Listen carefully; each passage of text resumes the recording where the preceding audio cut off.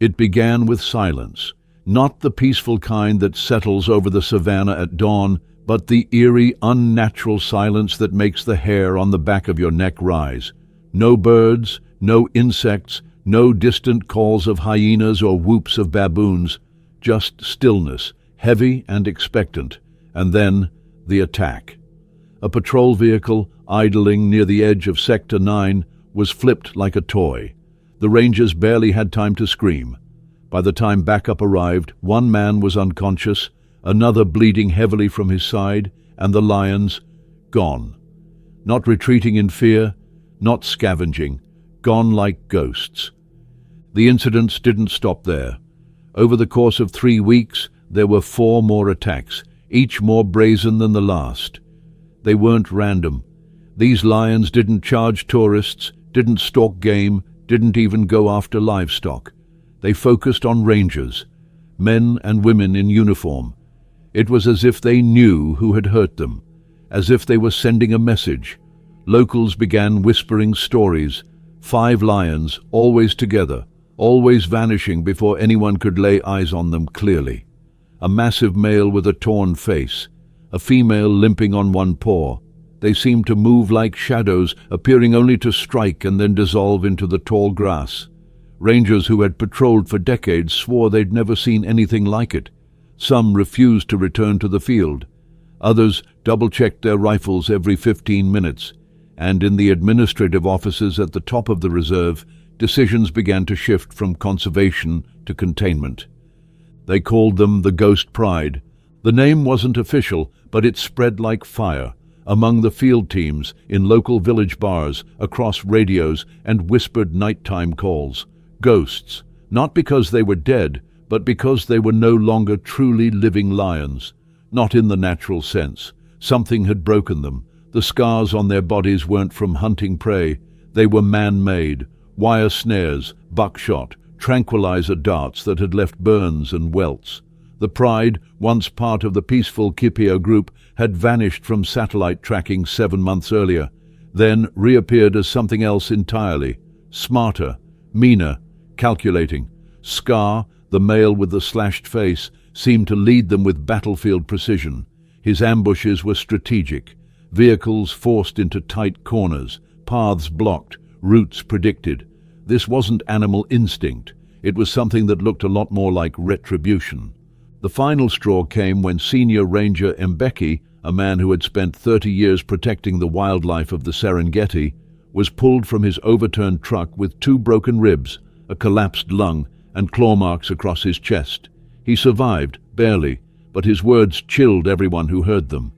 "They didn't try to kill me," he said from his hospital bed, breath raspy. "They wanted me to live, to tell the others." That's when the removal order was signed.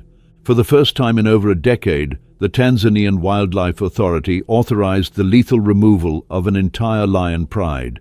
Not relocation, not observation, elimination. The Ghost Pride, they argued, had crossed the line. They were no longer simply wild predators. They were a threat to human life. Dangerous, unpredictable, perhaps even vengeful. The sharpshooters were scheduled to arrive within the week. Teams were briefed, drones were prepped.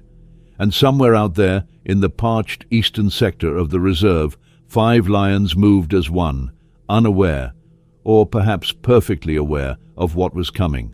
The countdown to their end had begun, or so everyone thought. No one saw her leave. 20 children had disembarked from the school safari vehicle that morning, all laughter and excitement, pointing at giraffes painted on the welcome signs and arguing over who'd get the best seat for the game drive. The air buzzed with chatter and the squeaky scuff of sneakers on dry dirt paths. And yet, within that cheerful chaos, one child moved with different purpose. 8-year-old Amara Okafor didn't wander. She left. With her small backpack clutched tightly to her chest and eyes fixed not on the gift shop or the snack tables, but on a flickering monitor in the ranger outpost, she had been tracking movements far more dangerous than elephants or gazelles. She'd watched the Ghost Pride. She'd memorized their patterns, their favorite trees, the watering holes they circled. She had read every field report her father left lying around, listened quietly during late-night conversations about poaching and pain, trauma and trust. Amara didn't see monsters. She saw a mystery that no one else was solving, and she decided she would. While teachers handed out box juices and trail maps, she slipped past a broken section of fence just beyond the education center's side path, moving like she was part of the earth itself. Small, silent, and certain.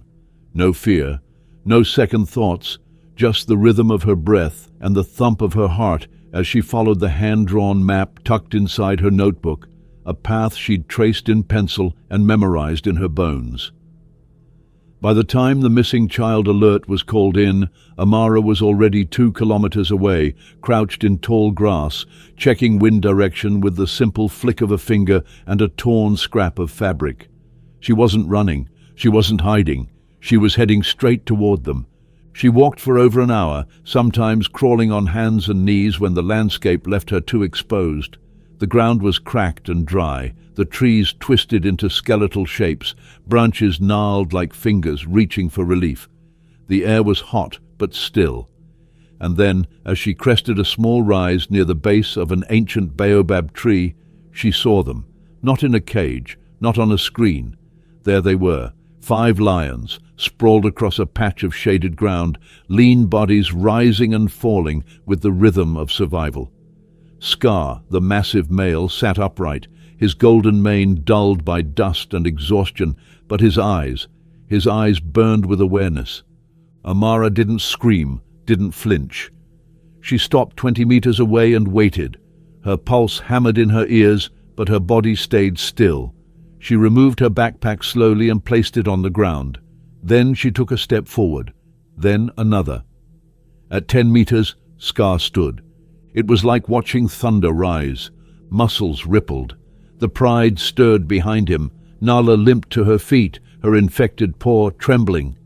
Taji bared his teeth. Zuri and Imara flanked the rear, watching her with the gaze of seasoned survivors, not curious animals. Any adult, any ranger, any scientist would have screamed by now, would have run or raised a weapon or called for an airlift. But Amara only reached into her bag and took out a small notebook, the one with lion cubs drawn on the cover. She flipped to a page she'd labeled months ago. Calming posture, non-threatening movements. She had studied every motion, every growl, every flick of the tail from archived footage her father had assumed she wasn't paying attention to. She crouched, turned her body sideways, eyes down, hands open, no sudden movements, not prey, not predator, just presence.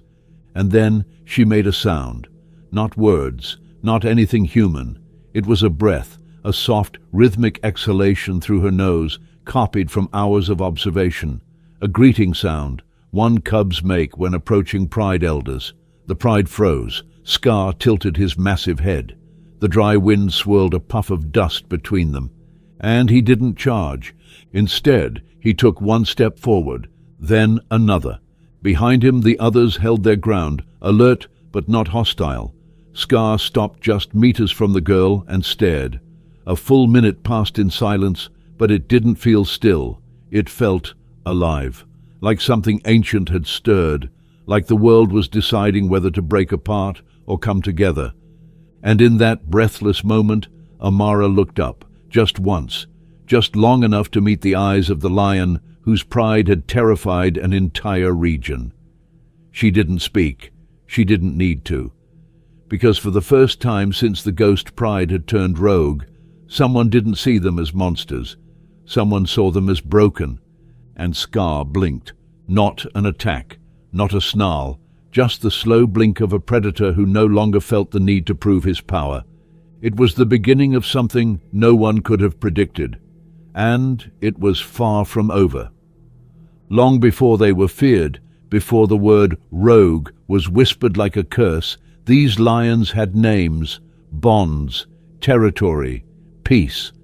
They were part of the Kipeo Pride, a group known for its harmony and avoidance of humans, often spotted lounging in the sun, near watering holes or grooming each other beneath the shade of old acacia trees.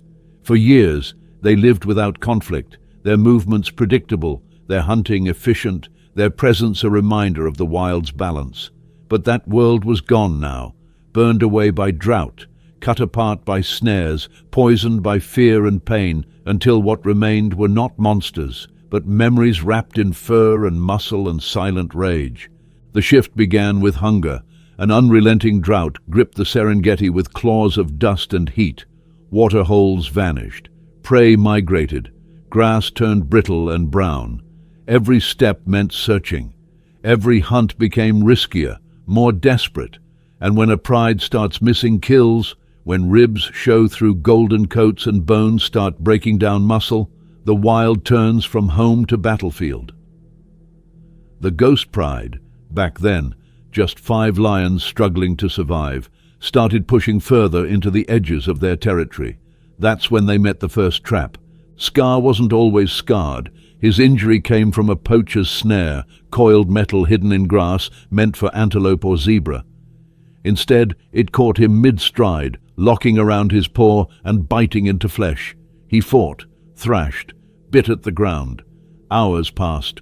Then rangers arrived. They tried to help, but to a wild lion, pain is pain, and it came with human scent, bright lights, sharp needles.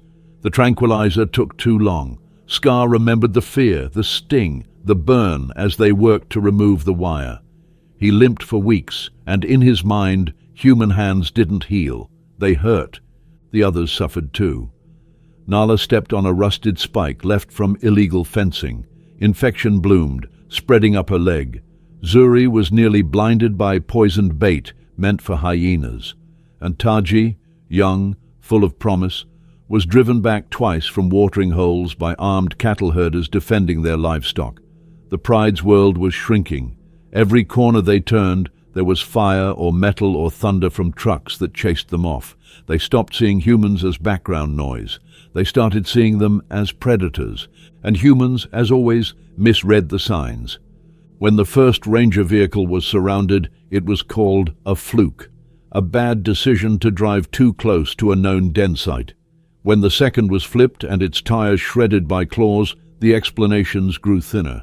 By the third attack, they couldn't deny the pattern. The Ghost Pride, now fully separated from the larger Cupeo group, was choosing their targets, and they weren't going after prey. They were going after people in uniform, but it wasn't vengeance. It wasn't rage for rage's sake.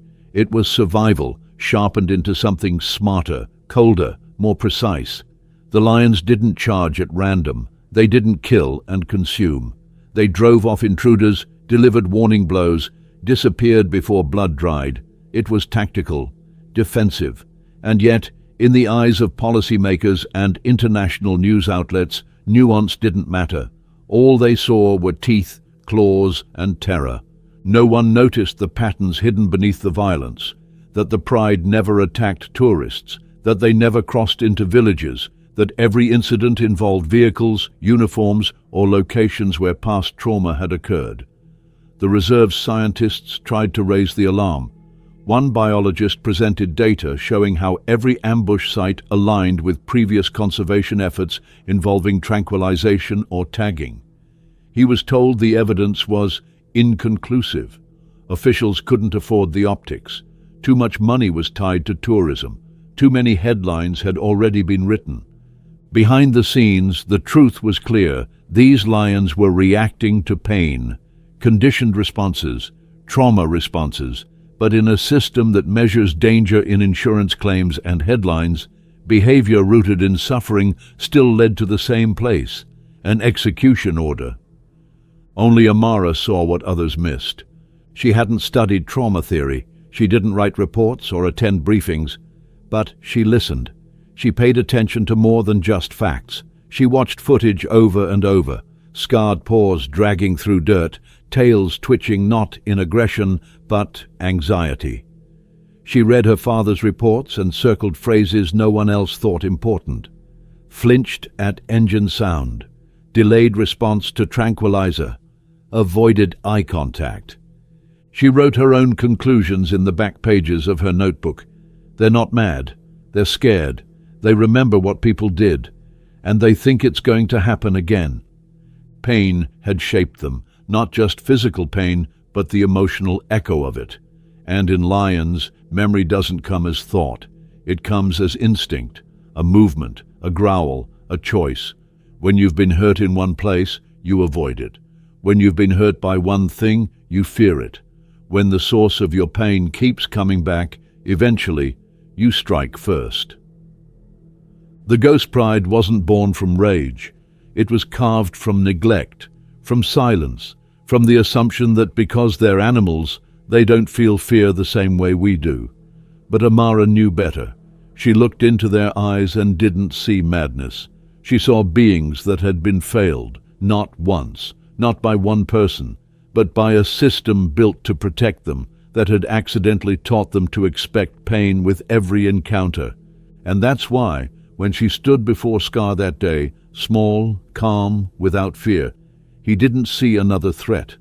He saw the first person who wasn't holding anything, no dart, no engine noise, no sharp voices, just stillness, just understanding. That was the beginning, the first fracture in a wall built from trauma, the moment someone stopped seeing them as broken and started seeing them as worth saving. The first report came in broken, choppy, laced with static and disbelief. Ranger 1, requesting immediate aerial support. Coordinates relayed twice. The urgency in the voice on the radio didn't match the usual tone of danger. It was sharper, more confused, edged with something no ranger wanted to admit: uncertainty. Lorato, the seasoned field leader, stood in the back of the vehicle, rifle slung but unused, eyes locked on the 5 figures emerging from the acacia grove. They weren't hiding. They weren't charging. They were positioning. Scar took the lead, as always, his broad frame framed by the dust-filled sunrise, mane swaying in the wind. The lionesses spread out behind him, not in a hunting formation, not quite, but close, calculated, deliberate, and between them, tucked in the only space left undefended, was a shape that stopped Lorato's breath. A child, not just any child.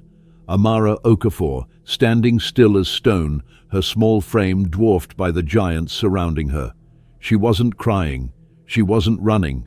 She stood in complete stillness, hands at her sides, eyes down, with the same quiet strength lions use when asserting calm in a restless pride. The sight froze the rangers in place. All their training, all their instincts shouted at them to act, but nothing in the scene before them fit any known pattern. This wasn't a hostage. It wasn't an ambush. It was something new, something no manual had prepared them for.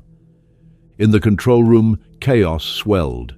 Director Chen paced the floor as coordinates flashed across monitors, each one placing the Ghost Pride not in the rugged east where they had been expected, but right in the middle of the education zone. Teams scrambled, helicopters rerouted. The priority shifted instantly from containment to rescue. But as the footage streamed in and the details took shape, confusion only deepened. Amara wasn't being stalked. She wasn't being used as bait. The lions weren't even looking at her with aggression. They were looking outward, ears perked, eyes sharp, tails twitching with alert tension, not toward her, but away from her, protecting her. Marcus Walsh, the veteran wildlife photographer embedded with one of the teams, raised his lens and adjusted his focus. Through it, he saw what words failed to capture. Scar standing guard like a sentry. Nala behind the girl, limping but alert, positioning her body between Amara and the open terrain. Taji circling wide, scanning the distance. Zuri and Imara holding the flanks. The formation wasn't random. It was defensive, tactical. A formation lions use when guarding cubs. In the distance, Samuel Okafor's Land Cruiser barreled over the ridge, kicking up dust in a frantic surge of tires and horsepower. He could see her now, his daughter, still and quiet beneath the baobab tree, with death itself arranged around her like a living wall. His mind screamed for movement, for action, for intervention, but something about the way the lions stood stopped him. He hit the brakes hard, the vehicle skidding slightly in the dry earth. Silence. Then a whisper from the passenger seat. "Wait, look." Marcus had his camera up, snapping rapidly, documenting each second. Through the viewfinder, he saw what Samuel couldn't yet trust his own eyes to believe. The Pride wasn't preparing to attack. They weren't posturing. They were responding to her presence, her calm, her confidence. They were holding their ground, yes, but not in defiance, in assurance. She was in the safest place on earth, at the heart of a Pride that had once been written off as monsters. Above them, the helicopter approached, rotors slicing through the hot morning air. Its sound shattered the stillness, a thunderclap of man-made presence that stirred the lions to motion. Scar growled, deep and low, a sound that made the air vibrate. The lionesses tensed. Amara raised her arms, not in panic, not in fear, but as if signaling. Her hands moved with slow, practiced grace, palms out, gestures deliberate. She turned her head toward the sky and mouthed something that couldn't be heard, but needed no translation. Back off. In the command center, all eyes turned to the live feed. Director Chen's voice was low and steady, but her fingers were clenched white around the edge of the table. Tell the helicopter to gain altitude. Now! The pilot obeyed, lifting the craft back into the blue. As the thudding of the blades faded into distance, so did the lion's tension. Scar lowered his head, ears flicking. Nala relaxed her posture. Taji sat, his tail curling slowly around his paws. Zuri blinked. Imara began grooming the fur on her front leg, a sign of deep comfort in a lion's body language. And then Amara moved. Slowly, carefully, she stepped closer to Scar, just one step, then another. When she reached him, she lifted her hand and placed it gently on his mane, fingers disappearing into the rough hair. The lion leaned into her touch. Samuel dropped to his knees. No one spoke. No one moved. The world held its breath as a child, one small, steady child, touched the heart of a nightmare and found, not teeth, not fury, not death, but peace. What followed was more than unprecedented. It was impossible. Amara walked among the lions, touching each of them, speaking in low tones, her body movements smooth and instinctive. The Pride accepted her, not just passively, but with signs of belonging. Nala licked her hand. Zuri brushed against her shoulder. Taji rolled onto his side, exposing his belly in a gesture of vulnerable trust. They didn't see her as an outsider. They didn't see her as a human. They saw her as one of their own. Rangers, scientists, policymakers, all of them watched as the story they thought they were writing, the story of 5 rogue lions too dangerous to live, collapsed in front of them. This wasn't about removing a threat anymore. This was about understanding a message that had come in roars and claws and fear, but had been misread from the beginning. Because when the standoff broke, when Amara stood at the center of the Ghost Pride and turned toward the watching humans, it wasn't the lions who needed saving. It was our perspective. Amara didn't move with fear. She moved with knowledge. Every step she took between the lions and the stunned rangers was intentional, not rushed, not hesitant. Her hand stayed on Scar's mane, fingers sifting through the coarse fur like she had done it 1,000 times before. To the untrained eye, it looked like a child playing with a pet. To those who had studied lions for years, it looked like something from another world, a bridge being built in real time between predator and prey, child and beast, fear and trust. When she reached her backpack, still lying where she had left it beneath the baobab tree, she crouched slowly and unzipped one of the side pockets. Inside, wrapped in layers of cloth to keep it from drying too quickly, was a small pouch of dried meat, biltong, carefully prepared in her mother's kitchen. It wasn't bait, it wasn't a trap. It was an offering, a gesture of peace, of understanding. She held a piece out in her palm and extended it toward the closest lion, Taji, the younger male with wide, intelligent eyes and a jittery stance. Taji approached with cautious curiosity. His nose twitched, picking up her scent, the scent of meat, the scent of something new, a human not shaped by fear. He paused a meter away, sniffed, looked to Scar for direction. Scar gave no signal to attack, only sat in regal stillness, watching. Taji took the final step forward and accepted the offering. He didn't snatch it. He didn't growl. He simply took it gently from her hand and chewed, his eyes never leaving hers. Amara smiled, not with triumph, not with arrogance, but with quiet confirmation. She turned next to Nala, the lioness with the wounded paw. Amara approached slowly, careful not to startle her. The lioness didn't retreat.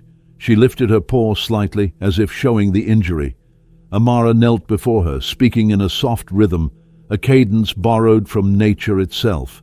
Then she did something no ranger, no biologist, no parent would have ever allowed under normal circumstances. She reached out and touched the swollen limb. Nala didn't flinch. She didn't bare her teeth. She let the child's fingers press lightly against the hot skin, let her explore the injury as if she knew this small human was there to help, not hurt. The infection was bad. Amara recognized it immediately. Her father had shown her images just like this in his research journals. If left untreated, the paw would become necrotic. The pain would drive Nala mad. It already had, perhaps, in the days leading up to the attacks. Pain had been the ghost behind the ghost pride. Samuel watched all of this from a distance he dared not close, his heart locked between scientific awe and a father's unbearable dread. He wanted to run to her, to pull her away, to protect her from the impossible trust she had placed in animals that, just days ago, were on the verge of being exterminated. But every instinct he had honed over 2 decades in wildlife biology told him the same thing. If he moved too quickly, if he broke the spell with panic, he could undo something sacred that had only just begun to unfold. He whispered into his radio, "They're accepting her. They're letting her touch them." The silence on the other end of the line said everything. This wasn't a rescue. This was a revelation. Amara continued her quiet work, moving from lion to lion, offering meat, offering presence. She didn't rush. She didn't speak loudly. She let them come to her, let them smell her, touch her with their whiskers, study her like a new member of their pride. When she reached Zuri, the lioness known for her defiance, her sharp-eyed suspicion of every movement, she did not extend her hand immediately. She sat first, cross-legged, still, and waited. Minutes passed. Zuri approached in slow, tense steps, each one a silent question. Amara did not answer with words. She answered by not moving, by not demanding, by allowing the lioness to make the decision. Zuri sniffed her shoulder, her hair, then brushed her massive body against the girl's back, an action of intimacy, of trust, of silent approval. And in that moment, the ghost pride was no longer ghostly. They were visible, real, present, not as killers, as family. Later, when asked how she knew what to do, Amara would say it was simple. "I listened to them. Everyone else just watched. I listened." At the edge of the clearing, the rangers began to move, not toward her, but around her, forming a loose perimeter to protect without interfering. They had dropped their weapons to their sides, holstered their fear, replaced it with something closer to reverence. Scar stood once more, stretched his limbs, and moved to sit beside Amara. His tail flicked lazily against the ground, and the girl leaned slightly into his shoulder. The sun rose higher. The scene, surreal in its stillness, took on the weight of ceremony. Something ancient had been restored. A balance, a recognition, a truth long buried beneath centuries of misunderstanding. These lions had not attacked out of malice. They had cried out in pain, and a child had answered, not with fear, not with force, but with understanding. That touch, that first offering of biltong, was more than a moment of bravery. It was the start of healing, not just for the lions, but for every person who had ever looked at something wild and seen only threat. It was the kind of moment that doesn't end when it's over. It echoes, it redefines, and it begins to rewrite every story that came before it. No one there that day would ever be the same, especially not the lions, especially not Amara. Word of what happened under the baobab tree spread faster than the heat rolling off the Serengeti plains. The girl, the lions. The moment no one could explain, Rangers stopped whispering ghosts and started whispering miracle. Emergency plans were rewritten on the fly. Guns were lowered, helicopters rerouted, and the question that no one could answer, but everyone was now afraid to ask out loud, was this: what do we do now? Samuel Okafor knew the old answers wouldn't work anymore. He'd helped write them: standard response procedures, threat classifications, relocation protocols. But none of them accounted for a small girl sitting beside a lion that had nearly taken off a ranger's leg 2 weeks earlier. Amara hadn't just calmed the ghost pride. She'd been the calm, and so, when the opportunity came to move the lions, to try something unprecedented, there was only one person who could lead them. Amara didn't hesitate. She gathered her bag, tucked her notes and dried meat back inside, and nodded when her father asked if she was ready. The pride followed her, not with the wary gait of captured animals, but with the quiet assurance of creatures that had made a decision. They trailed her through the savannah, not leashed, not caged, just walking behind the one human they trusted.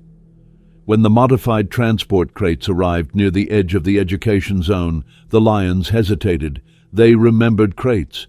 Crates meant sedation, pain, panic. But Amara went first. She stepped into one of the empty holding crates, stood quietly, and turned back toward them. "It's not a trap," she said. "It's just a ride. I'll meet you there." Scar moved first, because of course he did, and one by one the others followed. At the Eastern Conservation Station, chaos gave way to controlled awe. The facility, normally used for antelope health checks and emergency veterinary work on injured hyenas or elephants, was suddenly the holding ground for 5 apex predators with a documented history of attacking humans. But no one treated them like monsters anymore, not after the footage, not after the way they walked beside Amara like she was one of their own, not after the way they looked, not at the rangers, but through them, like they were no longer expecting pain. Dr. Thomas Reynolds, the station's lead veterinarian, had prepared for disaster. Reinforced fences, double tranquilizer doses, emergency evacuation drills. But when the lions arrived, there was no need for sedatives. Amara entered each enclosure first. She checked the water, spoke to each lion by name, and sat with them until they lay down. They didn't roar, they didn't pace, they waited. One by one the medical team entered, slowly, cautiously, always with Amara's presence nearby. She stayed calm. She offered reassurances. Sometimes she made that strange breath sound again, the one that mimicked lion cubs greeting the pride elders. No one else could replicate it, not perfectly, but it worked. Scar let Thomas examine his infected face. Nala allowed the team to inspect her paw, revealing a deep abscess, swollen and warm, likely infected from a rusted nail. Taji had an old wound on his flank that had closed over improperly, likely from a territorial fight with another male before they split from the Kipeo pride. Zuri's left canine was cracked at the root. Imara's weight was down significantly. She had been trying to produce milk, but there had been no cubs in weeks. They all bore the markers of suffering not from battle or bloodlust, but neglect, injury, and abandonment. Treatment began immediately. Wounds were cleaned, antibiotics administered, infections lanced and drained, and the entire time Amara stayed nearby. She never hovered, never intervened, just watched, calmly, and when one of the lions grew uneasy, she was there, a hand on a shoulder, a few soft words, the right posture. She guided them through fear with a grace no adult could match, no training manual could teach. Grace, her mother, watched all of this from a distance. She had not approved of Amara being this close to the lions again, not after everything. But the moment she saw her daughter with them, truly with them, her fear began to melt under something stronger. Not pride, not even belief, just clarity. Amara wasn't guessing, she wasn't lucky. She understood these animals the way musicians understand rhythm, the way birds understand wind. By day 3, the transformation was undeniable. The lions, once gaunt and restless, began to fill out. Their eyes regained brightness. Their coats started to shine again. They began sleeping through the night, resting close together in tight clusters, secure. Their feeding behavior normalized. Medical routines became easier. Staff stopped holding their breath every time a gate opened. It was like watching wildfire turn back into flame. Amara named them. Scar became Jabari, brave one. Nala kept her name. Taji meant crown for his young, watchful leadership. Zuri, beautiful. Imara, strength. Samuel watched as the lions began to respond to these names, their ears twitching when Amara called them, their heads lifting. It wasn't just names, it was identity, restoration, a reminder that they had never been monsters, only misunderstood. Scientists arrived from other reserves. Conservationists flew in from Kenya, Botswana, even India. Everyone wanted to see the child who had walked into a pride and walked out with their trust. Everyone wanted to understand how it had happened. Amara couldn't explain it in academic terms. She just said the same thing over and over. They weren't trying to hurt anyone. They were hurting. That's different. And that difference, that quiet, powerful truth, changed everything. Director Chen reviewed footage late into the nights, making notes, organizing protocols, drafting new policies based not on tranquilizers and force, but on behavior, on emotion, on possibility. What if this wasn't a one-time miracle? What if it was the beginning of a new era? What if lions, when listened to, could tell us how to coexist? And still, every morning, Amara came back to sit with the pride. She brought water, talked softly, read aloud from books about lion anatomy and family structures. The lions watched her, not like a threat, not like prey, but like a sibling, a piece of something they had lost when the world turned against them, a piece they had now regained. She wasn't just healing them, she was giving them back to themselves. The decision to release the lions wasn't made in a single meeting.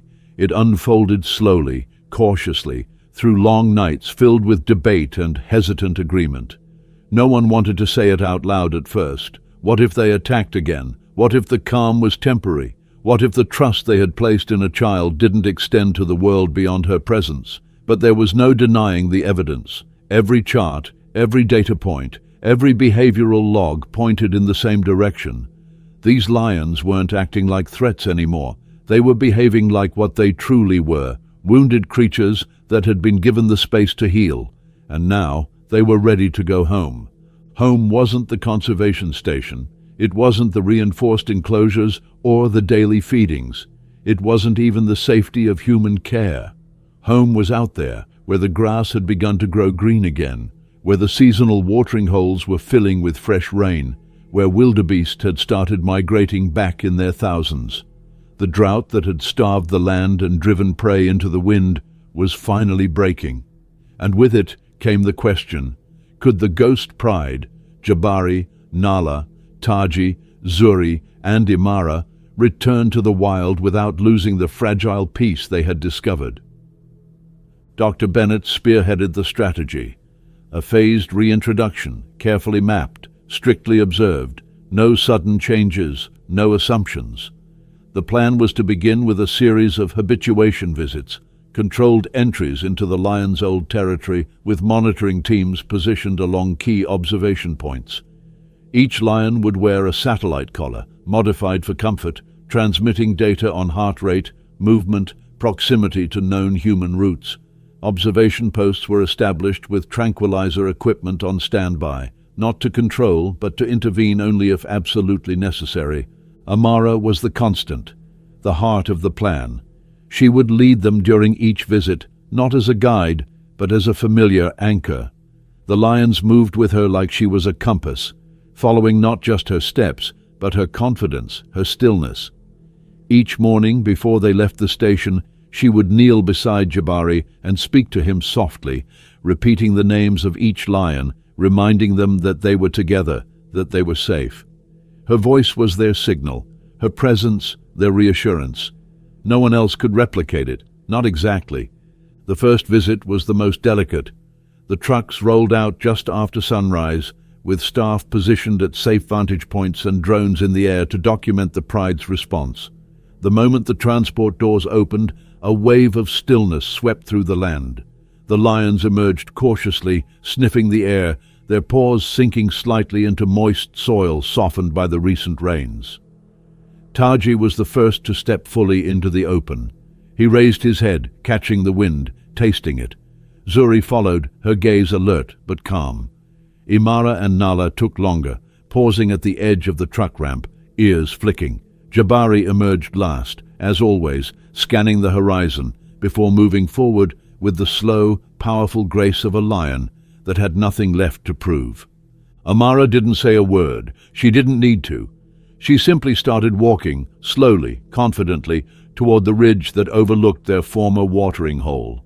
The lions fell into step behind her. For the next hour, no one breathed, or so it felt. The lions didn't bolt. They didn't scatter. They explored, familiar rocks, scents, landmarks. They sniffed where their scent marks used to be.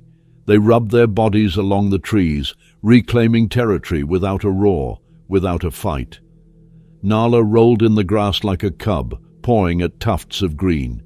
Imara stalked a butterfly through tall blades and, for a moment, looked like she had never known hunger. Taji chased a bird and stopped short, ears perked, tongue lolling in a rare moment of playfulness. Jabari stood at the water's edge, staring at his reflection, and Amara watched them all, quietly noting their behaviors, her little notebook tucked into the crook of her arm. "They remember," she whispered to Samuel as he joined her near the ridge. "This is still theirs. They just needed time to believe it." Each day the visits stretched longer. 1 hour became 2, then 4. By the end of the first week, the pride was beginning to move without hesitation. They tracked old trails, stalked impala herds without attacking, chased warthogs playfully. Their movements remained cohesive, tight-knit, balanced. The aggression was gone. The tension in their limbs, the constant twitch of their tails, the haunted look in their eyes, faded like shadows at midday. But the lions weren't the only ones being watched. Amara was under a different kind of scrutiny. Conservationists questioned how sustainable her involvement was. What if she grew tired? What if she became the only link between the pride and their calm? Could this be taught? Could it be passed on? Samuel proposed a solution, a new training program for rangers based on Amara's techniques, observation-based behavior reading, posture cues, voice tone analysis. Amara herself would be part of the development team, helping translate her instinct into teachable patterns. Slowly, others began attempting her approach, carefully at first, from a distance, mirroring her movements, whispering instead of commanding, and the lions responded, not with the same trust they gave to her, but with curiosity, with tolerance, with patience. That too was progress. On the 10th day, something extraordinary happened. A lone wildebeest wandered into the pride's path, limping slightly, likely injured or aged. The kind of opportunity a lion never passes up. Zuri tensed, Taji crouched. Nala began to circle. But then Jabari made a sound, a low chuffing exhale, and the pride froze.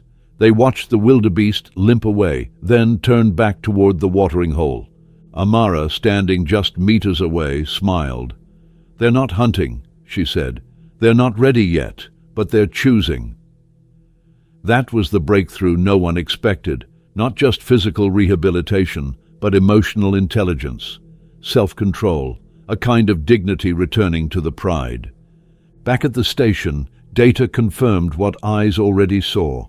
Heart rates were steady, stress indicators down, territorial markers re-established. There were still moments of tension, when helicopters passed too close or when a group of unfamiliar rangers approached too quickly, but they didn't react with aggression. They withdrew, they watched, and they waited. The final test came quietly.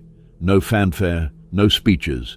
Just one clear morning, when the transport vehicles remained parked, the gates to the old territory opened, and the lions weren't called. They were simply allowed to choose. Amara stood at the edge of the enclosure. "You can stay," she said softly, "or you can go. It's your choice now." One by one they walked out, not into cages, not into hiding, but into the open wild, with heads high and tails swaying, reclaiming not just land, but the right to be what they were always meant to be, lions, whole, healed, and finally, home. At dawn, with the dew still clinging to the grass and the morning chorus of birds rippling across the savannah, Amara stood alone at the edge of the release site. The earth still bore the faint tracks of the lions who had passed through just hours before, their powerful paws leaving impressions like whispers in the soil. She traced one of them with her fingers, feeling the weight behind it, the depth, the direction. They had walked willingly, without hesitation, back into the wild. No cages, no tranquilizers, no human hands steering their path. They had gone because they knew it was time, and because someone had reminded them that not all humans bring harm. The camp was quieter that morning than it had been in weeks. Not somber, just reflective.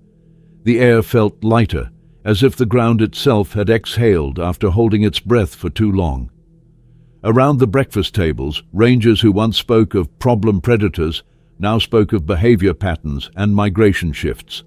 Scientists scribbled down notes on long scrolls of paper, comparing maps, recalculating projected territories. And at the heart of it all sat an 8-year-old girl with lion fur still clinging to the fabric of her sleeves, eating toast like it was just another morning. Samuel watched her from across the clearing, coffee in hand, exhaustion and pride sitting side by side on his face. The past few weeks had taken years off his nerves and added decades to his understanding. He'd never known a child to carry the weight of an entire species' fate so quietly, so gracefully. And yet, here she was, talking to the medical staff about Nala's paw, reminding them to keep checking for infection, asking whether Jabari's old wound had fully healed. She wasn't letting go. Not yet. Not fully. Out in the wild, the ghost pride, no longer ghosts, no longer rogues, was already beginning to carve a new life. Satellite collars showed they'd moved toward the eastern watering hole, where the herds had returned in cautious waves. No signs of aggression, no ambushes, just lions doing what lions do, marking territory, scenting, resting, watching. And remarkably, in a pattern no one could quite explain, they kept circling back. Not to the station, but to a ridge just west of the facility, as if waiting, as if acknowledging the space that had given them a second chance. Marcus Walsh, the wildlife photographer who had documented every major moment of their journey, had been tracking the pride from a distance. He reported that on the third night, Zuri brought down a small warthog, a clean, quick kill. No unnecessary chase, just survival. She shared it with the others. And that same night, Imara, who had been the thinnest and most haunted of the 5, slept curled between Jabari and Taji, her breathing deep and steady. A pride united, a pride reborn. The conservation station began to shift its focus. The ghost pride wasn't just a story anymore. They were the foundation of something larger. A new training curriculum for rangers based on Amara's interaction model was formalized and integrated. New terms entered the ranger lexicon: de-escalation posture, proximity confidence, emotional assessment patterns. What had once been intuitive and unspoken was now being translated into language other teams could learn and use. Amara, though she didn't know the terms, became their first instructor. Her days were still filled with normal things: schoolwork, chores, playing with the camp dogs. But every afternoon, without fail, she returned to the ridge, sometimes alone, sometimes with her father, sometimes with a quiet group of trainees, sitting a respectful distance behind her, watching and learning. And more often than not, at least one of the lions would appear, first as a silhouette on the horizon, then as a presence within view, but never close enough to touch, just watching, just sharing the same sky. Minister Oe returned a week after the full release. He was quieter than before, less skeptical, more curious. He requested no formal meetings, no presentations. Instead, he walked the grounds, listened to the staff, observed the training sessions. And finally, he sat with Amara beneath a marula tree, cross-legged in the dirt like any child, and asked her the question on everyone's mind. "How did you know they wouldn't hurt you?" Amara thought for a long time. Then she said, "Because they looked at me the way my dog looks at me when she's scared. Not angry, just trying to understand." The simplicity of the answer silenced him. And then he nodded, slowly, like a man beginning to see the shape of a world he hadn't known existed. The footage from the past weeks had gone global. Marcus's photographs had been picked up by international news outlets. Headlines ranged from "Girl Saves Killer Pride" to "The Lion Listener of the Serengeti." Opinions were split. Some called it a miracle, others called it reckless. But buried beneath the noise was something deeper, an awakening. Zoos reached out. Wildlife centers requested the new training modules. University researchers offered grants to study interspecies communication. The story was no longer about Amara. It was about what she had uncovered, that the wild wasn't something to conquer. It was something to learn from. And still, the lions came. Not every day, not on a schedule, but they came. A presence on the hill, a silhouette at dusk. Sometimes Jabari alone, his massive form still and watching. Sometimes Nala with him, limping less now, her strength returning. They never stayed long, just long enough to remind the people watching from afar that trust, once built, doesn't vanish. It echoes. One night, as the sun dipped low and painted the sky in bruised gold and orange, Amara sat alone on the ridge. The lions hadn't come that day, and she was beginning to think they might not. But she stayed. And just as the last light faded, she heard it. Not a roar, not a growl, a soft chuff, a lion's greeting. She turned her head. Jabari stood not far away, his golden eyes locked on hers. She smiled and whispered, "I'm still here." He didn't move closer. He didn't need to. He turned and vanished into the tall grass. And that was enough. For Amara, for the lions, and for the world watching them learn how to coexist. It began with a soft vibration under the soil. Not an earthquake, not thunder. Just the quiet pulse of change, felt more than heard, as if the earth itself was preparing to mark a moment it knew would matter. For days the conservation station had been humming with preparation. Scientists moved with focused urgency, not because something was wrong, but because something was working. Data showed continued improvement in every lion. Satellite tracking confirmed stable patterns. Veterinary logs showed healed wounds, improved weight, reduced stress. But it wasn't just the lions that were changing.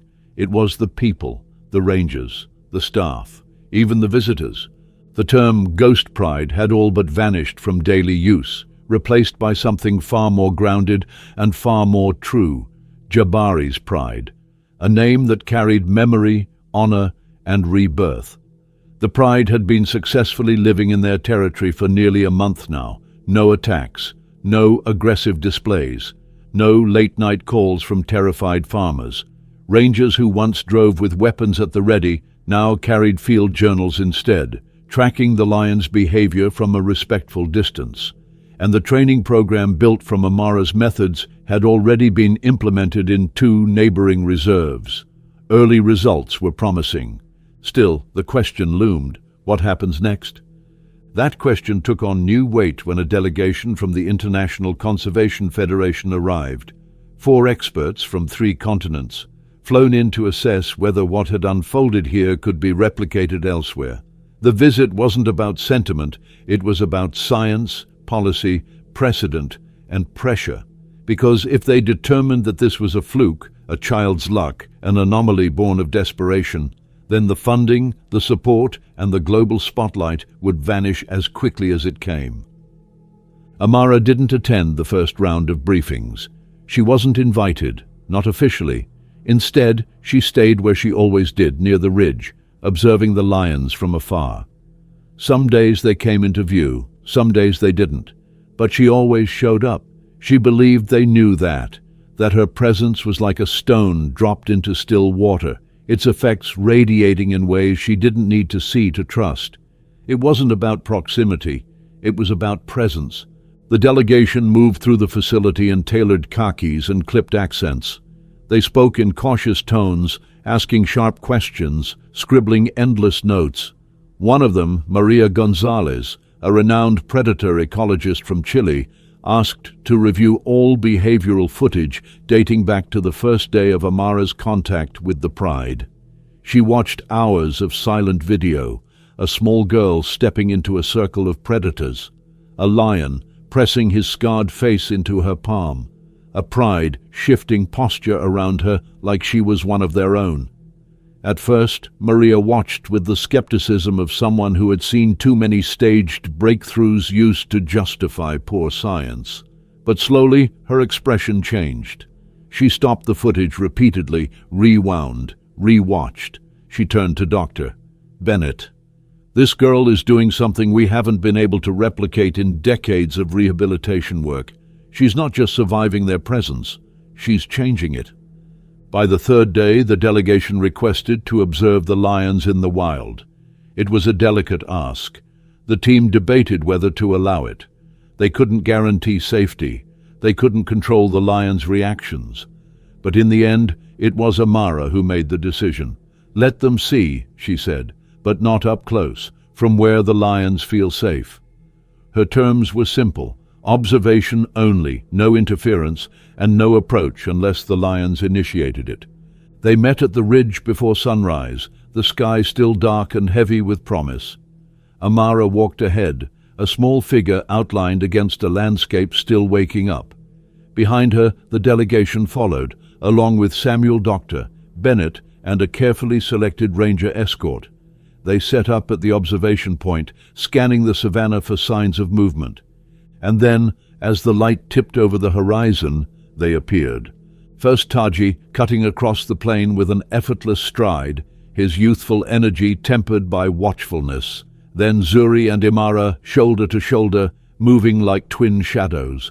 Nala followed, no longer limping, her steps firm and confident. And finally Jabari, the lion who had once been called a killer, stepping into view with a presence that silenced even the most analytical minds. The Pride moved as a single unit, not in fear, not in hiding, but with purpose. They didn't come close. They didn't need to. They simply passed through, aware of the humans, unconcerned by them. Jabari paused at one point, looking directly toward the group on the ridge. Not a challenge, just acknowledgement. Then he moved on, leading his Pride back into the tall grass, leaving behind only the sweep of his tail and a heavy, undeniable silence. Maria Gonzalez turned to Amara, who had been standing quietly nearby. "How did you do it?" she asked. "What did you give them that no one else could?" Amara's answer was soft, almost too quiet to hear. "I didn't give them anything. I just didn't take away what they already had." That night, the delegation met privately with Minister Oe, Director Chen, and the rest of the leadership team. Their conclusion was unanimous.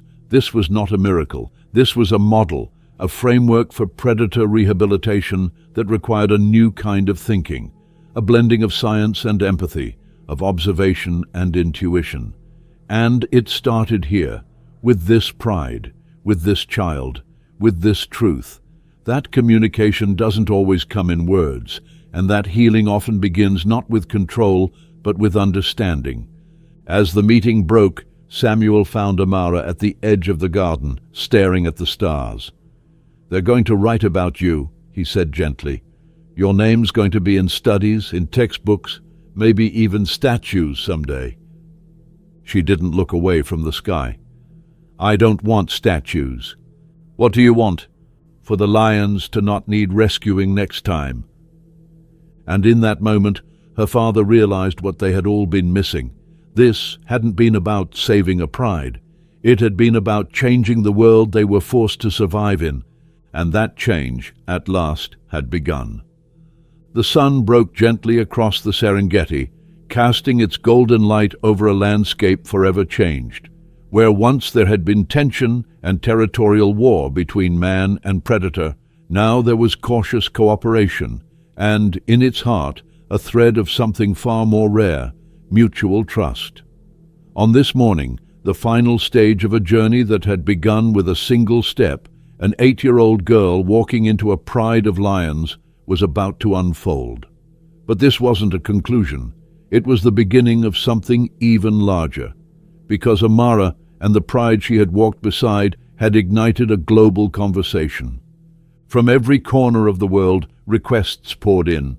Wildlife centers in India, conservation programs in Brazil, research labs in Canada.